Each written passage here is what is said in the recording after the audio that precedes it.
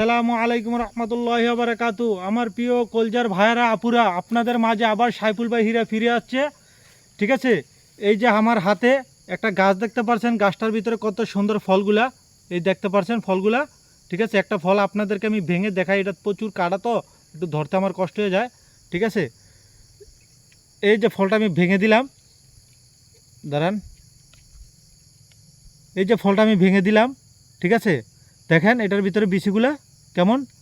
এটা আপনার সকালে যদি বাসি পেটে আপনারা খাইতে পারেন, এই ফলটা মাঝখানটা কেটে পানিতে ভিজিয়ে রাখবেন রাত্রে, সকালে আপনার খালি পেটে এটা পানিটা সেবন করবেন। খাওয়ার পর আপনার পেটে গ্যাস্ট্রিক, পেটের ব্যথা সম্পূর্ণ দূর হয়ে যাবে গা ইনশাল্লাহ। এই যে আপনারা গাছটা ভালো করে দেখে রাখেন কলি, এটা প্রচুর মালয়েশিয়াতে মানুষ পান করে, এই ফলটা প্রচুর পান করে। ঠিক আছে, যদি ভালো লাগে তো একটা লাইক করবেন, কমেন্ট করবেন, শেয়ার করবেন। স্যালুট সাইফুল ভাইয়ের পক্ষ থেকে।